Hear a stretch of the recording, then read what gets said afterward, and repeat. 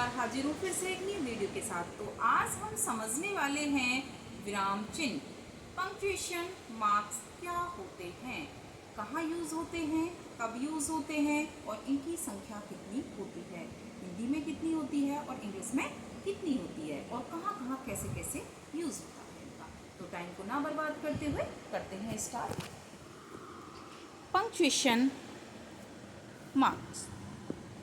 तो the marks use for dividing writing into sentences and phrases. मतलब विराम का अर्थ क्या होता है? ठहराव, विश्राम, रुकना। किसी भी सेंटेंस में हम थोड़ा बहुत ठहरते हैं, बहुत ज़्यादा रुकते हैं, कम रुकते हैं, क्या कंडीशन होती है उस पर फॉलो होकर ही ये साइन का यूज़ होता है, इन चिन्हों का यूज़ होता है। लिखते समय विराम को प्रकट करने के लिए लगाए जाने वाले चिन्ह को ही विराम चिन्ह कहते हैं। ये हिंदी में कांता प्रसाद के अनुसार हिंदी में इनकी संख्या 20 होती है और इंग्लिश में 14 होती है। ओके, तो उनमें से कुछ लिए गए हैं जिनको आज हम समझने वाले हैं।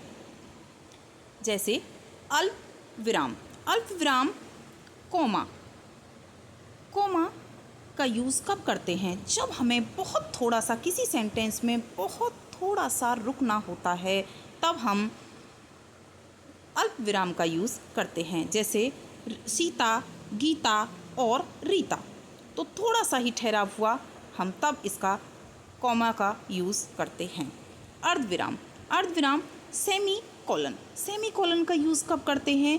अल्प विराम से थोड़ा अधिक और पूर्ण विराम से कम। जैसे विदेशी आए, भारत पर राज्य किया, विदेशी आए थोड़ा ठहराव किया, फिर भारत पर राज्य किया, तब हम सेमीकोलन का यूज़ करते हैं। कॉस्टल ब्रैकेट का यूज़ हम कब करते हैं? जब कोई भी सूचना हमें क्रम सूचक अंगों के साथ देनी हो। जैसे कि 4 दिशाएं हैं, मैं चारों दिशाओं को एक एक करके लिखूं तो मैं फर्स्ट, जैसे पूर्व ब्रैकेट के अंदर 1, पश्चिम ब्रैकेट के अंदर 2, उत्तर 3 और दक्षिण 4, ऐसे करके लिखूंगी, तब हम इस ब्रैकेट का यूज़ करते हैं। और हम कोई भी एक्स्ट्रा इन्फॉर्मेशन देते हैं, बात बोलते हैं या लिखते हैं एक्स्ट्रा कुछ भी, तब भी हम ब्रैकेट का यूज़ करते हैं। 4th योजक चिन्ह का यूज़ करते हैं। हाइफन का यूज़ हम कब करते हैं?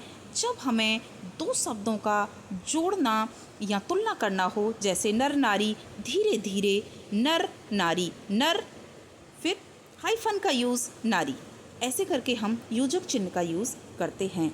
निर्देशक चिन्ह, जैसे कि आप नेम से ही जान गए होंगे, निर्देश देना, मतलब इसको डैश बोला जाता है। और निर्देश, जैसे किसी के भी द्वारा कोई बात कही गई हो, किसी कवि द्वारा कोई बात की गई हो, जैसे कवि ने कहा नारी केवल तुम श्रद्धा हो, तो ये हम डैश लगाते हैं। लेकिन इन दोनों में अंतर क्या होता है? योजक चिन्ह छोटा होता है और निर्देशक चिन्ह बड़ा होता है। समझ गए आप? अवतरण चिन्ह, इन्वर्टेड कॉमा का यूज़ हम कब करते हैं? जब हमें किसी महापुरुष के कथन को ज्यों का त्यों एज इट इज़ वैसे ही लिखना होता है जैसा वो होता है, तब हम इन्वर्टेड कॉमा का यूज़ करते हैं। जैसे कि महात्मा गांधी ने कहा सत्य ही ईश्वर है, इसमें हम कुछ भी परिवर्तन नहीं करते, जैसा है एज इट इज़ वैसे ही लिखते हैं, तब हम कॉमा का यूज़, इन्वर्टेड कॉमा का यूज़ करते हैं। लाघव चिन्ह एब्रीविएशन साइन का यूज़ हम कब करते हैं?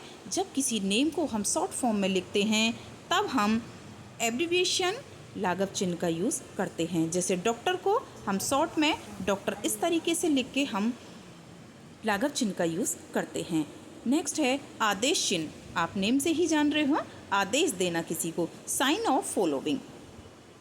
इनको हम क्रम से लिखने के पूर्व, हम कोई भी बात क्रम से लिख रहे होते हैं, कोई भी सेंटेंसेस हम क्रम से लिख रहे होते हैं, तब हम इसका यूज़ करते हैं। जैसे सपोज़ लिंग के कितने भेद हैं? लिंग के 3 भेद हैं। तब हम साइन ऑफ फॉलोइंग का यूज़ करेंगे। जैसे कि लिंग के 3 भेद हम कैसे बताएंगे? 1 लगा के, ये साइन ऑफ फॉलोइंग लगा के पुल्लिंग, स्त्रीलिंग, नपुंसकलिंग। नेक्स्ट, हंस पद, लेफ्ट आउट। लेफ्ट आउट का यूज़ हम कब करते हैं? किसी भी वाक्य में, किसी भी सेंटेंस में, हिंदी में हो या इंग्लिश में, जब कोई भी वाक्य लिखते समय कुछ भी शब्द छूट जाता है तब हम लेफ्ट आउट का यूज़ करते हैं। अगर ये वीडियो आपको अच्छी लगी हो तो लाइक, शेयर, सब्सक्राइब करें। Thank you.